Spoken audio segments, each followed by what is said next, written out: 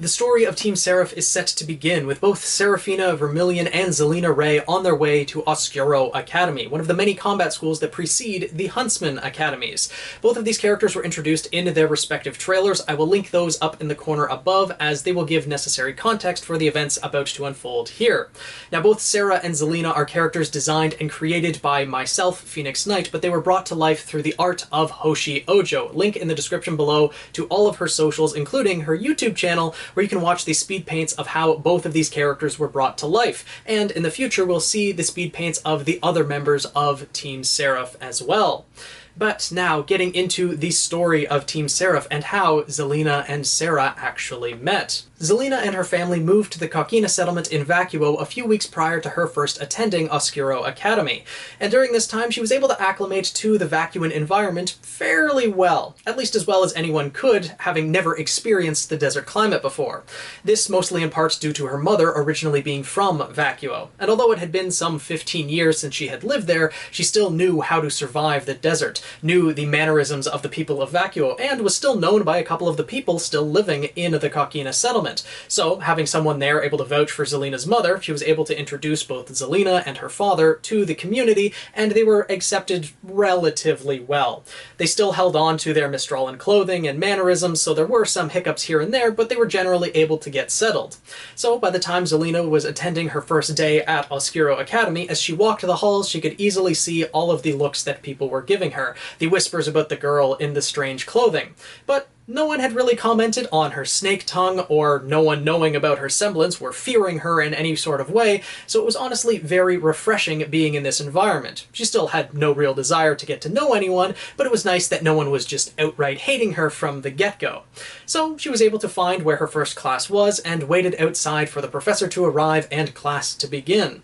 But as she was waiting there, she started seeing something interesting happen. More murmurs were starting in the crowd around the classroom as someone else was approaching.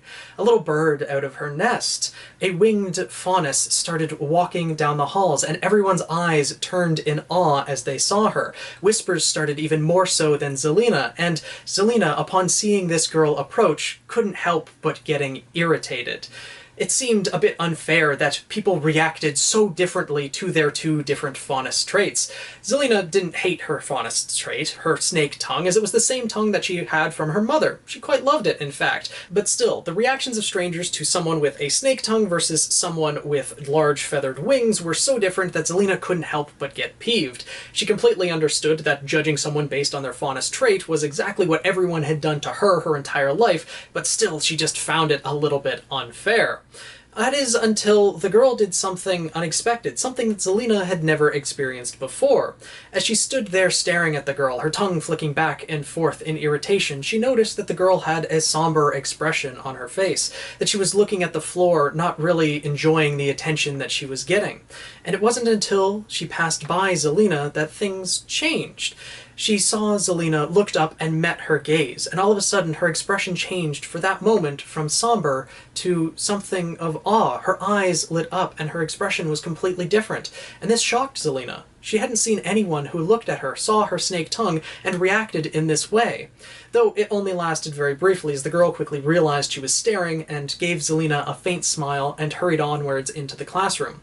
Zelena's irritation was gone and saw this girl as more weird than anything. She put it out of her mind, though, and followed her into the classroom. And this is where they were greeted by their professor, Professor Hawthorne, the combat instructor for the first-year students. And he told them all what lies ahead over the next 4 years. That the combat schools, being the prelude to the Huntsman Academies, it was their job to prepare all of them for the dangers that they might face. They would each get training in the uses of aura, in various weapons fighting techniques, and overall combat experience. That many of the students, their overall goal was to become huntsmen and huntresses, but that wasn't the case for all of them. Some of them just wanted more experience to be able to better defend their own tribes. Others just wanted better control over their aura, perhaps a pesky semblance, etc. But whatever the case, they were all going to be held to the same standard. They were all going to be trained for the same purpose: to face the monsters that roamed this world, to face the grim.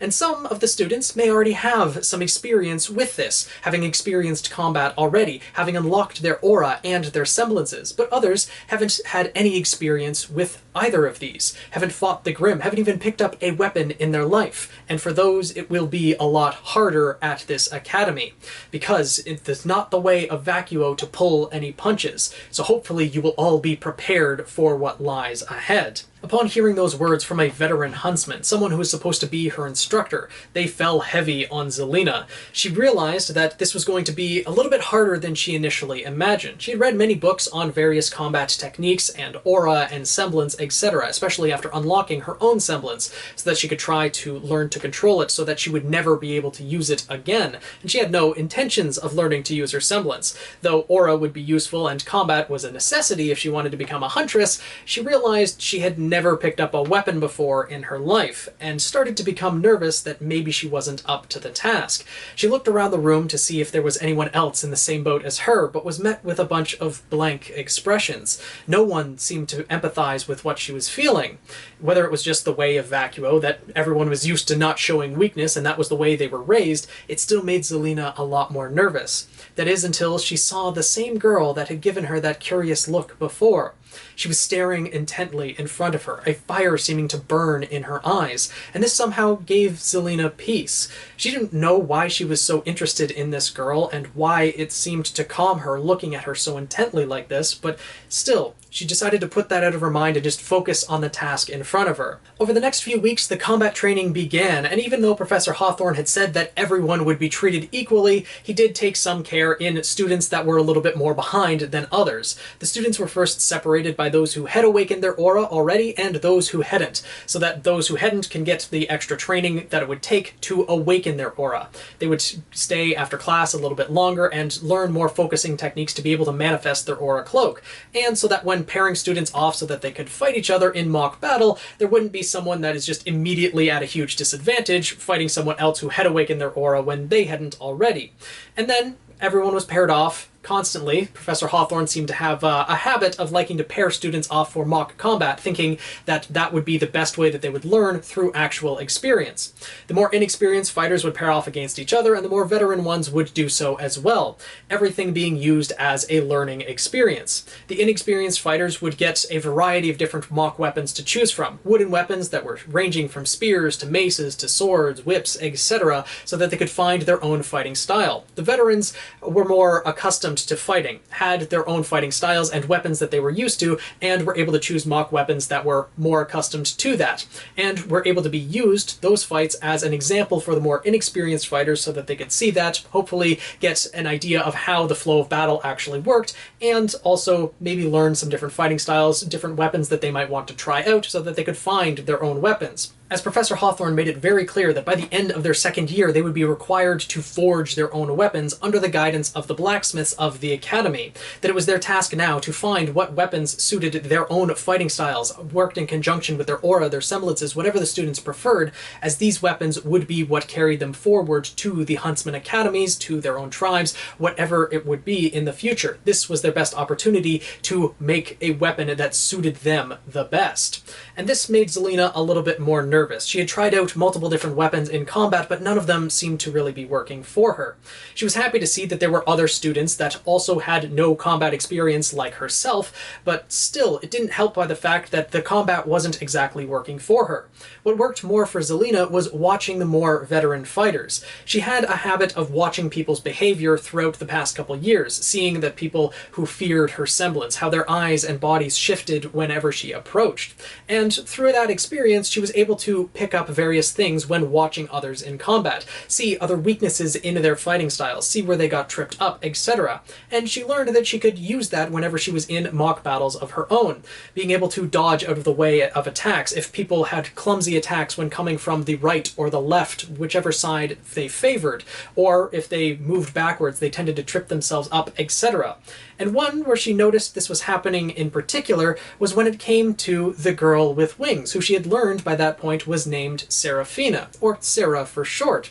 That this girl was very intense in combat. that she would throw herself into the battle headlong and had such a passion when fighting whatever opponent it may be. But whenever her opponent was just as experienced as her, or even more experienced, she often struggled. When the opponent started to push back against her, she would seem like she wanted to unfurl her wings and use that in some way to dodge, but she was wearing clothing that seemed to constrict her movement, that it was covered over her back entirely, and that her wings couldn't seem to get the same movement that she seemed almost used to. Zelena thought this very odd, that she was making obvious mistakes, that she would always get tripped up, and didn't understand why this bird brain wasn't figuring out what was actually wrong with her, getting continuously frustrated after losing a fight or not being able to do what she thought she would be capable of. After a few weeks, the more inexperienced students, after getting more of a handle on the weapons training, etc., were moved up to start sparring against the more veteran ones, and it just so happened that Zelena got paired against Sarah. And with that, Zelena was a bit nervous, because Sarah was obviously more experienced than her, and seemed to throw herself into battle and be a lot more focused than normal. Though it seemed Sarah was taking it easier on her when the combat actually started, Zelena decided to put what she had learned to the test. She took a step forward, and with the wooden sword that she was holding, she thrust it forwards. So when Sarah went back to dodge and tried to go to the right, she got tripped up, just as Zelena expected, and so she swept it to the right and followed Sarah's movement, and Sarah fell to the ground with a thud. She seemed just as shocked as Zelena was looking at the sword, looking at Sarah on the ground, and was surprised that she was able to knock down a veteran. And Sarah, after her shock, was immediately frustrated with herself, but tried to hide it behind a faint smile, got up and shook Zelena's hand, and walked off. Zelena was very surprised by this, but noticed that she still didn't have any experience when it came to actually counterattacking. As she went through more mock battles with more experienced people, the battles were over very quickly, and she wasn't able to come close to knocking anyone down. Even though she knew what was tripping people up here and there, she didn't know actually how to apply that when it came to blocking and counterattacking, etc. She didn't really have the strength to swing a sword to deal any damage, so the aura meters of her opponents never really moved when she was constantly getting knocked backwards and put through the ringer, so to say. So she realized that she needed more training than what she was actually getting in class. So she decided to stay after class and go to the training halls where she could train against dummies and just try to get more experience with the weapons and see if there was something more than the sword that she was starting to get acclimated to. It still didn't feel quite right in Zelena's hands. And to her surprise, when she went to the combat hall, there was Sarah. She was throwing herself into combat more and more, and she was always alone, that Zelena had noticed. She was a native of Vacuo. Why was it that she was always alone? People shouldn't be averting her like they were with Zelena, because Zelena was obviously one who kind of stood out, wearing her Mistralan clothing and also being an outsider. The people of Vacuo just didn't pay her any mind, whereas Sarah was a native of Vacuo. It seemed very odd that people were giving her a wide berth as well, but Zelena again decided not to pay it any mind, not really having that much interest in getting to know Sarah, but it was still just curious that she couldn't quite push it all the way out of her mind.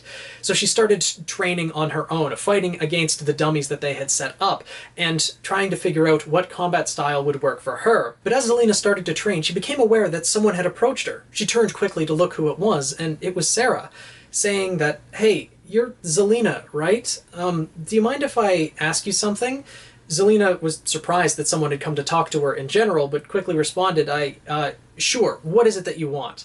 Coming across a bit colder than she initially intended, as, she wasn't really used to conversing with anyone in Vacuo, and based on what had happened in class, she knew that Sarah was frustrated with herself and was just bracing for what Sarah would say, but to her surprise, Sarah didn't seem angry. Instead, she said that, well, how did you know what to do in class? How did you know that that would work against me? And Zelena responded saying, well, it's obvious. If you just look at the way you move in battle, every time you dodge backwards, you go to open your wings and trip yourself up. The clothing you're wearing is restricting you. I don't know why you're wearing clothing that would take your wings away from you. You are blessed with wings, after all. It's a waste not to use them. Zelena was showing a bit of her jealousy at this time, but noticed that Sarah's expression became somber. She saw a twinge in her look when she mentioned her wings and restricting them, etc. And Sarah just simply responded, "Oh, I see. Thank you for letting me know." And with that, she turned and walked slowly back to where she was training before. And all of a sudden, Zelena felt bad. She never wanted to hurt anyone's feelings. After all, she had experienced much bullying throughout her life, and she didn't want that to be the last thing that she said. So she mustered up this courage and went over to talk to Sarah and said, "Hey, I'm sorry about coming across as cold as I did. I didn't intend that to be the case. I have a habit of seeing how people move during combat and seeing people's reactions to different things, and just noticed that whenever you dodge backwards, you seem to get tripped up. So I decided to see if that would work when I sparred against you, and it just happened to. I'm sorry I came across as cold. I didn't mean it that way, but hopefully that answers your question." And then Zelena turned to walk away as well. But as Zelena turned to leave, she saw Sarah smile. More genuine this time, not one of those faint smiles that seemed so forced out of sadness before, but this one very genuine, like she was happy that someone would come to talk to her, that they were being kind, etc. And she asked Zelena if she would like to train together, that with Zelena being aware of the flaws in other fighting styles, that she could help Sarah improve, and Sarah, with her more experience in combat, could help Zelena find a fighting style that suits her. And Zelena was very happy about hearing this, that someone actually wanted her around, but was still fairly hesitant, but did decide to train with Sarah. And both of them continued to train over the next couple months. Outside of class hours, they would meet in the combat hall and train with each other, both improving more so than what they did in actual class. And with that, Zelena started getting ahead of the more inexperienced students, and Sarah starting to be able to hold her own against some of the more experienced students. Both of them were continuing to improve, though when it came to actual interactions during class, they kept separate, thinking that them interacting with the other would only be a burden, that Zelena, being an outsider, didn't want to bring that attention on Sarah, and also feared that Sarah would come to hate her if she ever found out her semblance. And Sarah, thinking that if she ever interacted with Zelena, would cause undue hate to be brought onto her, that she felt that she was a burden to those around her. But still, they continued to train outside of class, and eventually people started to take notice that they were training together. And eventually, Zelena started hearing the rumors that had been spreading around the school, that about a year ago there was a tribe that was raided by a group of bandits, and in this conflict many people died, from both the battle between these two groups and from the grim that followed. But none of it would have led to that, none of the death would have happened if it wasn't for one stupid Faunus girl that got the better of herself, got too overconfident, and tried to fight the bandit tribe on her own after her tribe had already surrendered.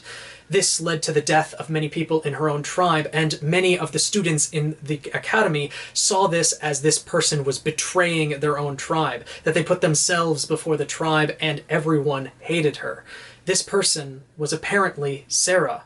And upon hearing this, Zelena was very confused. She had fought alongside Sarah, been sparring with her for months, and she didn't seem like the type of person who would put herself ahead of others. She seemed more passionate about becoming a huntress than anyone else there, that there was an unrelenting flame within her that constantly pushed her forward, that she always needed to do better, and this just doesn't seem right. But this explained why everyone was leaving her alone. Everyone saw her as a traitor to her tribe, as her own style of outsider in Vacuo. They seemed to be more vile and hated towards Sarah than they did against Zelena. Zelena just was an outsider, but Sarah was someone that the Vacuans were actively rejecting.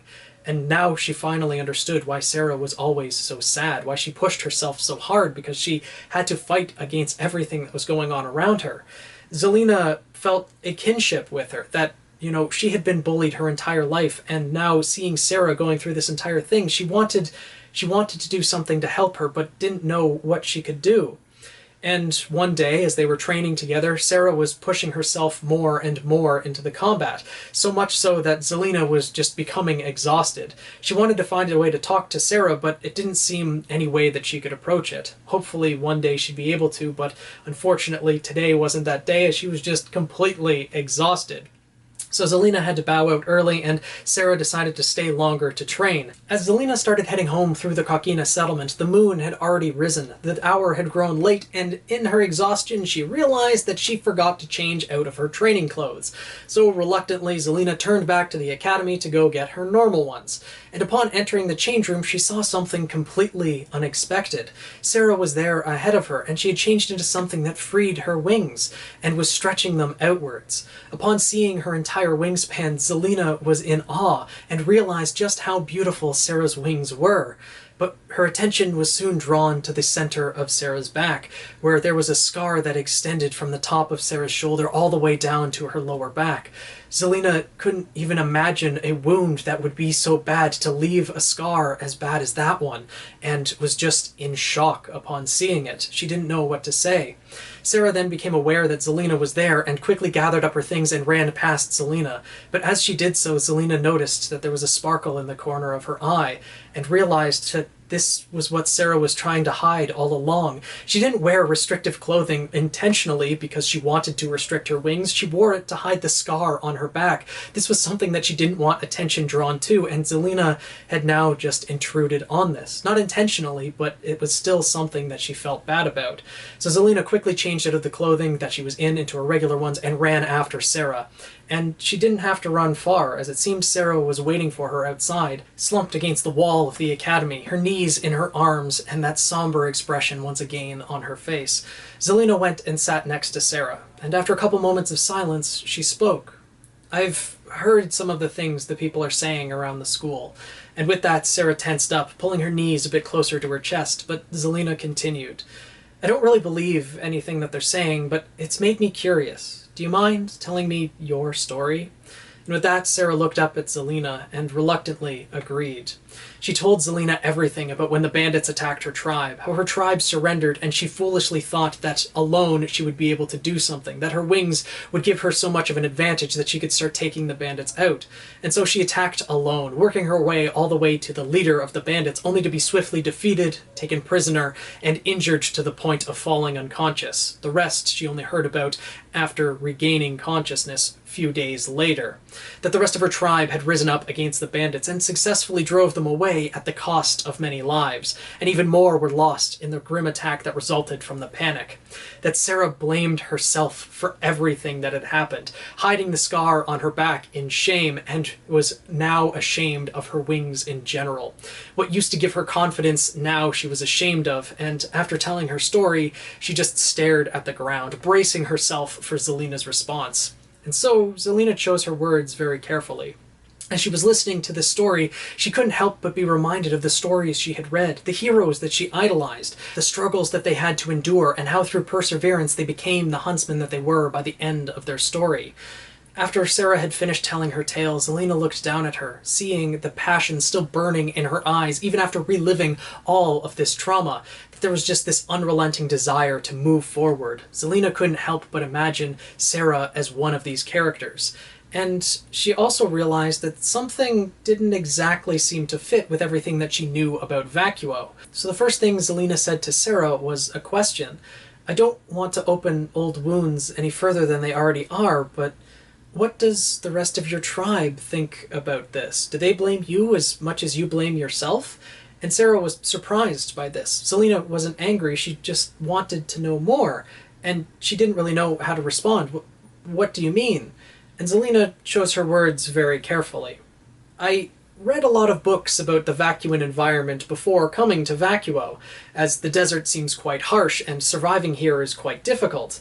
And from what I've read, if people lose their supplies in the desert, it often doesn't end very well for them, often resulting in them succumbing to the desert environment. So, if the bandits had succeeded in taking everything that your tribe had, would your tribe have fared any better if they did give up all of their supplies instead of fighting back as you inspired them to do?" After hearing this, Sarah took a moment to herself, thinking back over the past year, and realized that the rest of her tribe didn't seem to hold anything against her.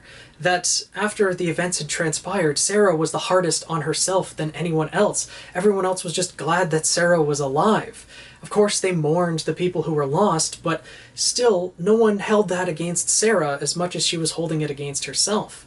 She was still ashamed of what she had done, but maybe it wasn't as bad as she had previously thought. As Sarah was thinking things through, Zelena saw that the look on her face started to change, that it became less somber, and she realized that her words likely hit their mark, that Sarah was just being a lot more hard on herself than she needed to be, letting the words of those around her get to her, blaming herself more and more as the days passed.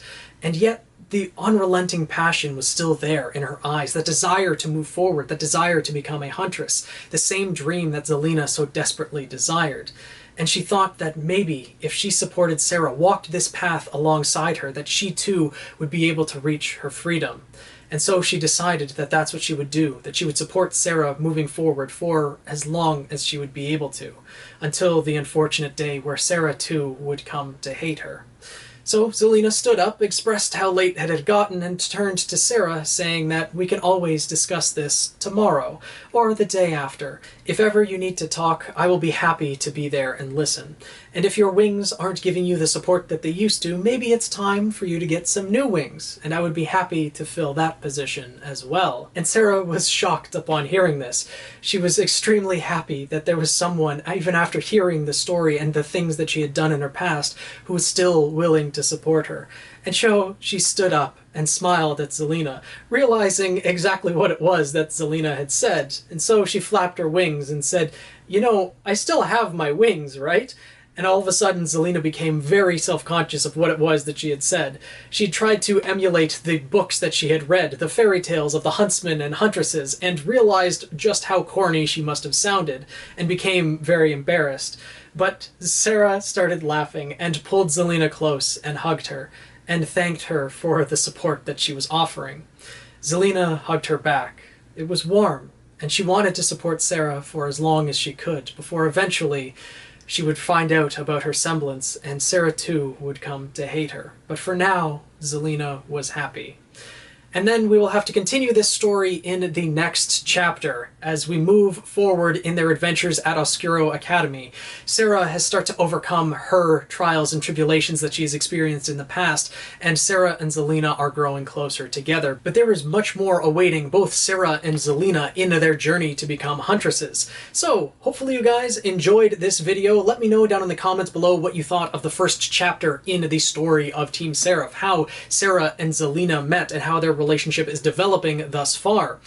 Also, let me know how I did with the entire storytelling aspect of it. Honestly, trying to go mostly from memory for this video has been a little bit of a struggle going forward. If I ever get the opportunity to write this out in a full book or etc., things will be expanded upon much more and made hopefully a bit more clear. But overall, let me know how I did down in the comments below. Hopefully you guys did enjoy this video, and if you want to see more of Team Seraph and their story, make sure to subscribe, join the Guild of the Eternal Flame. There'll be more RWBY videos, RWBY theories, etc. coming down the line, so look forward to that. Tweet me at PhoenixKnight7, join our Discord server, link in the description below, and I'll see you guys in the next video.